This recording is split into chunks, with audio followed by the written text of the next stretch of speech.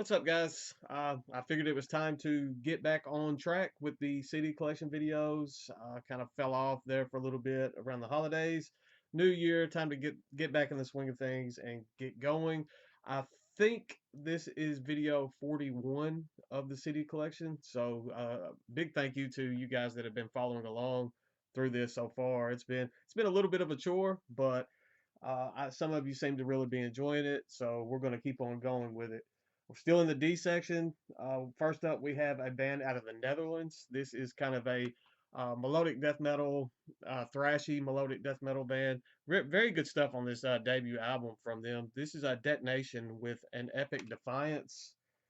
This was released through Osmos Productions. I believe all of the albums that I own from this band are released through Osmos.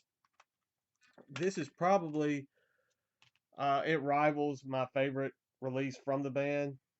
This one and the one that followed, which I also own. This one is entitled Portals to Euphoria.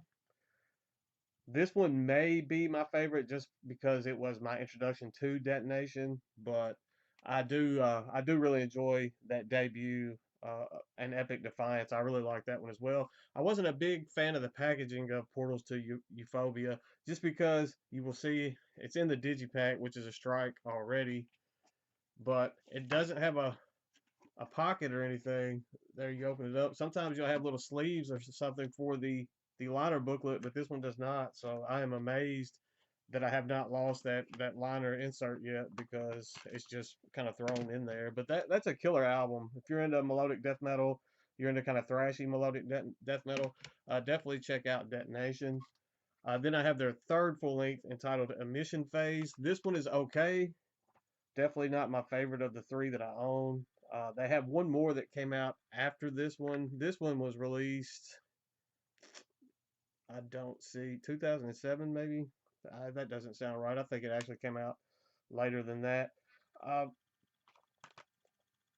this one's all right.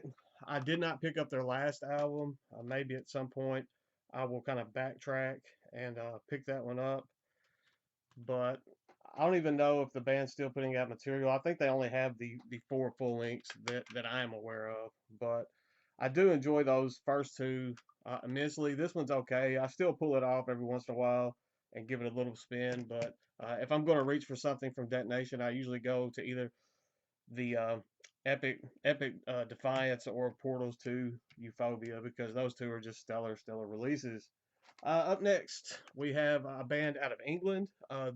Started off as kind of a brutal death metal and uh, kind of morphed into like this progressive black and death metal band. The first release that I have from them is their debut EP. This came out in '02 maybe. It's been out for a while. This is Detrimentum with A Monument to the Suffering. Very heavy stuff on this EP. Very kind of raw sounding as far as the production goes, especially compared to some of their latter releases. But I kind of got into a kind of a mood with this band where I wanted to pick up as much as their material as possible. I have their debut full length. This one is entitled Embracing This Deformity. This is when they kind of started leaning more into that progressive blackened death metal sound, which I think worked out very well for the band. I really liked how they evolved their sound and kind of grew and progressed. Then this one's kind of rare. This is their 2009 demo. It's just Detrimentum demo 2009. It's in this little cardboard sleeve. I don't know too many people. Actually, I don't know anyone else that owns this. There's, I think, one other person on Discogs that show that they own it. But that's kind of a little bit of a treasure of mine. I'm glad that I have that in the collection. And then I have their last full length. Unfortunately, the band is no longer together. This is Inhuman Disgrace, and this one is just has that blackened feel, just on proud display. This is probably their strongest effort. I was kind of disappointed that the band disbanded because it seemed like their material was constantly getting better as they progressed. So that is definitely unfortunate. There we go. Wasn't sure if I showed the back on that one or not. We'll take a swig and we'll keep moving along. Next up, this is another kind of a thrashy death metal band. I forget where this band is out of. This is Deus Otiosis with their Godless full length. They have several. This band has several full lengths out. This is the only one of their releases that I have in my collection. I think this came like in a mixed CD lot that I picked up, if I do remember correctly. It's pretty good. I mean, it's just kind of thrashy death metal, but I don't remember just a ton about it. I know they have several other um, releases in their discography, but that's the only one that I own. Next up, we have Sarah Jezebel Deva with a Sign of Sublime. She's done a lot of work with, especially live work with bands like Mortis and Cradle of Filth, probably her most popular material. This is kind of her goth metal um, project, like solo project. It's pretty good, kind of goth rock, goth metal. It's not bad for what it is. It's not something that I'm just gonna reach to and play all the time, but it's very good kind of mood music. I can put it on if I'm not wanting something just super abrasive. It kind of can fit that kind of just chill out kind of vibe going on. This was released on Candlelight, and it's been out a while. 2010. I knew it had to have been out a while because it still has the MySpace link there on the back. Next up, we have some brutal death metal, kind of brutal death metal, grindcore. I guess technical brutal death metal perhaps is the better um, way to go with this. I think this band is out of Algeria. That's where I believe. That's where my mind's telling me they're from. I could be wrong. This is Devast or Devast. Devast. This is their debut full length, Art of Extermination. This one, this was, let me clear my fingerprints off. This one's not that great, to be honest. I like their latter material a bit better. This was their first release, very primitive, I guess you could say. I liked where the band evolved moving forward from this a bit better. Their second full length entitled Into Decimated Reality. This was my introduction to Devast or Devast. And I got this from Gorehouse Productions. I think I got this in a grab bag at one point from Gorehouse. And I actually liked this one quite a bit. It was definitely a step up from that debut full length. I heard that, and when I heard that debut after hearing this one, I was a bit taken aback because of the quality difference between um, the two albums, especially like the production, like the mix and everything. This one was just leaps and bounds ahead of that one, and then it seemed like the band was in a natural progression. Moving forward again, this is their last full length entitled Apocalyptic Human Extinction. I think this band is split up now as well, but and that's unfortunate. But this is definitely my favorite out of their discography. They may still be together. I'm not sure, but think I think don't quote me on it, but I think they are split up. But this was definitely the high point for me of their discography. Just technical, brutal, nasty stuff. I dig it quite a bit. Next up, this is a very this album is different, I guess you could say. This is a band out of Italy entitled Deviate Damien. It's kind of doomy, avant-garde. It's hard to put into words. It it's a difficult listen for some. I didn't think it was bad. It's just very different. Is the only way I know to describe this. As I said, this is a Deviate Damien, and the name of this release is Insect Insectitate. Yeah, it's not in English. I'll hold it up. Maybe you can pause it, and that's the album title. Lots of different stuff going on this. It can be a bit of a difficult listen.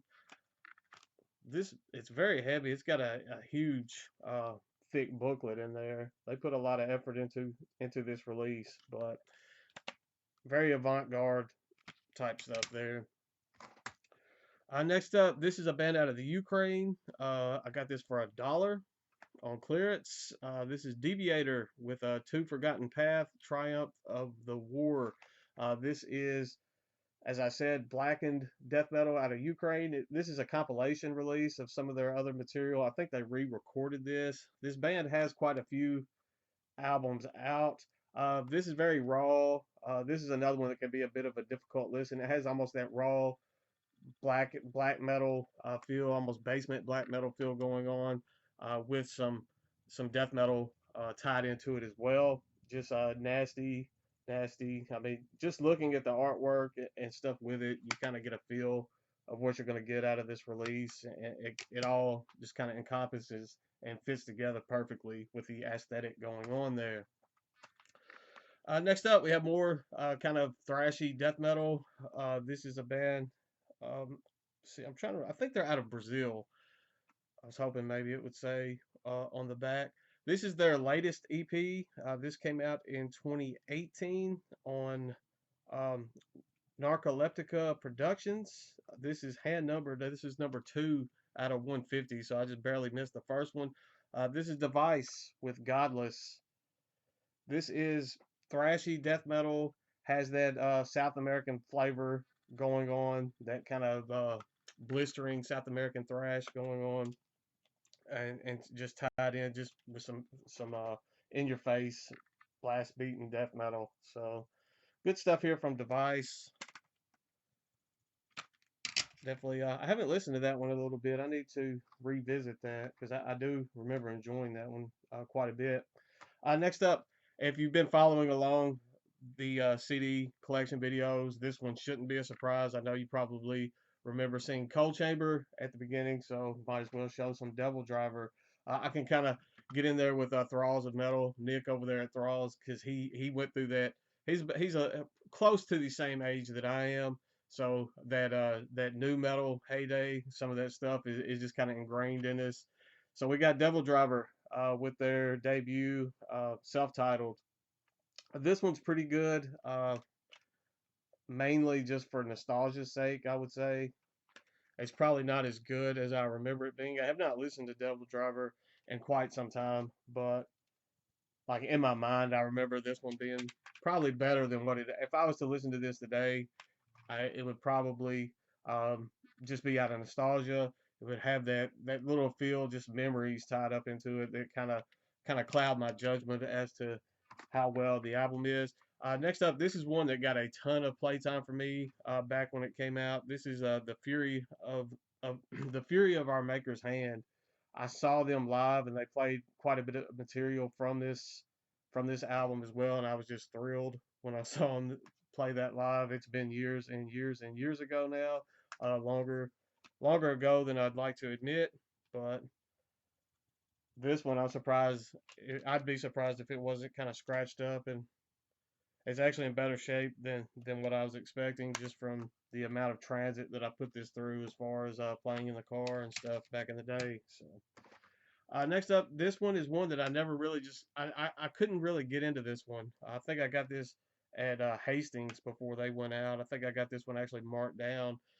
This is doubledriver, obviously, with the last kind words. That's just one that I never I could not get into. I think that's kind of when I started falling out favor, kind of with doubledriver. Maybe I was just my tastes were kind of evolving, going in different directions, and it just wasn't something that I could ever find myself returning to. I probably listened to this maybe once or twice, and it just kind of got shelved.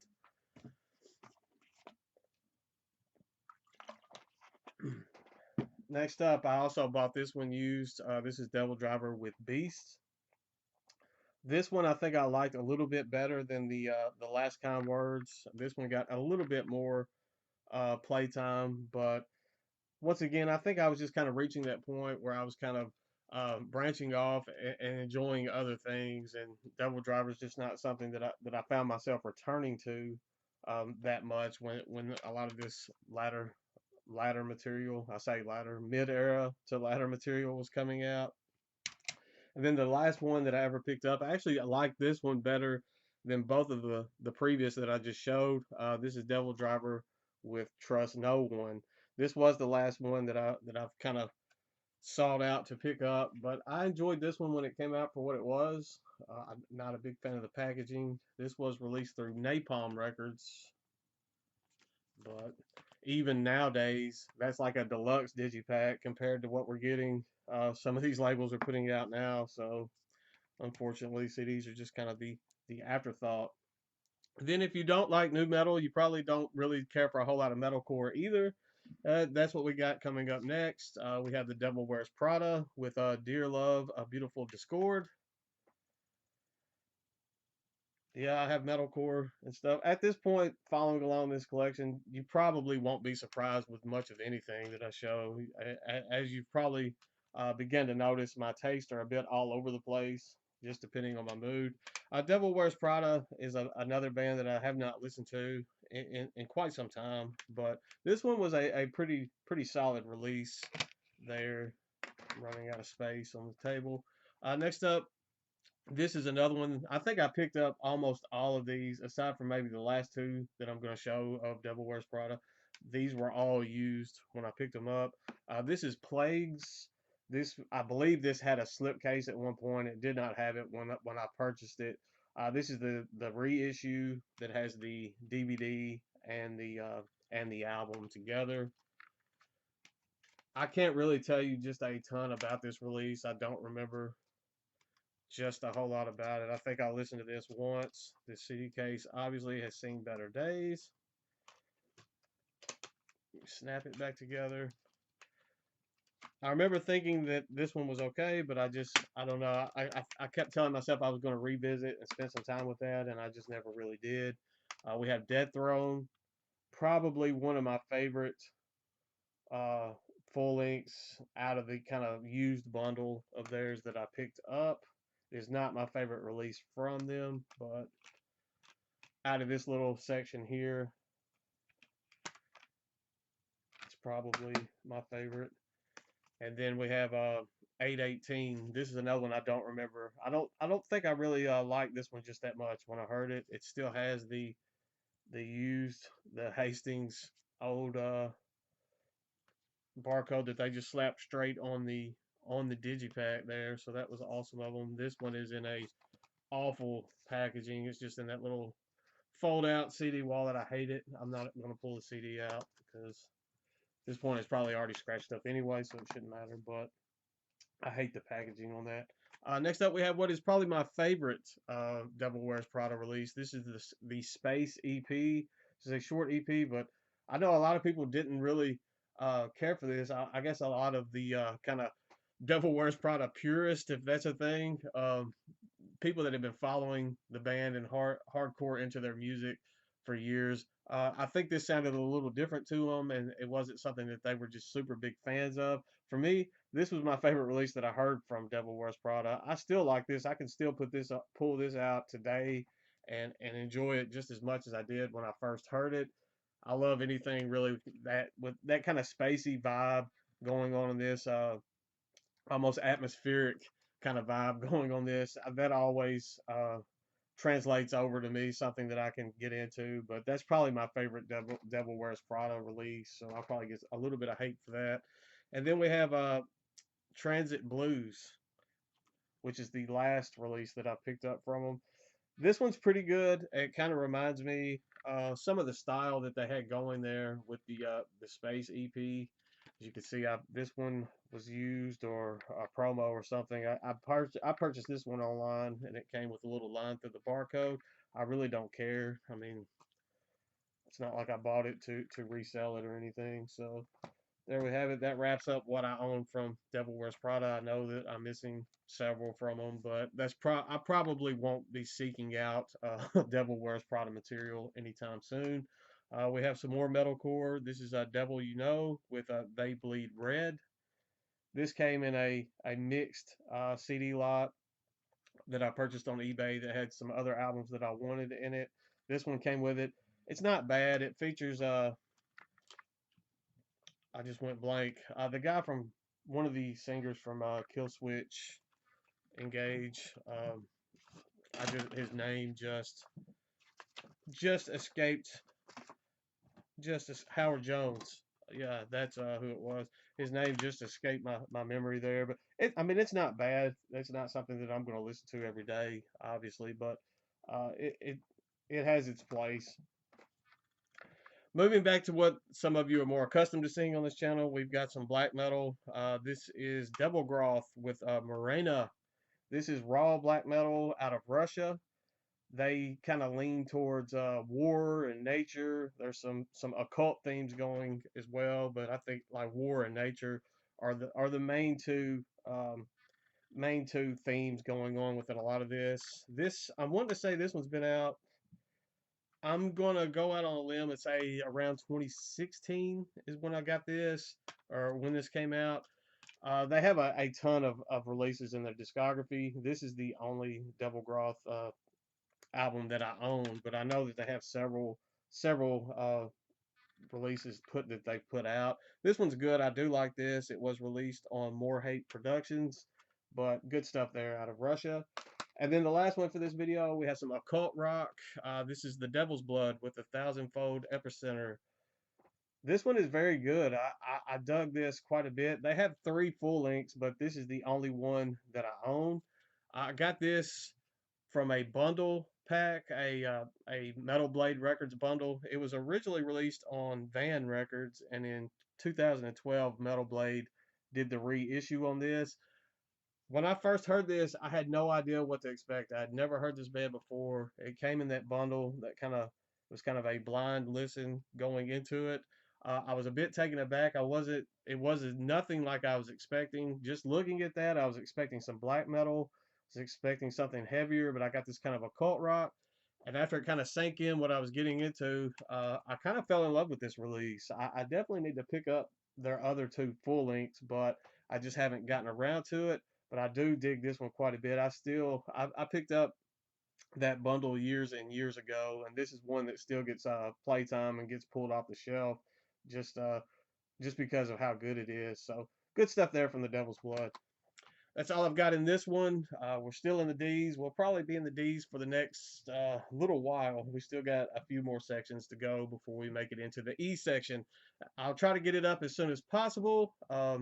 Hopefully, with the new year, we can kind of get back on track with these and start hammering these videos out. Stay classy, stay metal, and I will see you guys soon. I promise.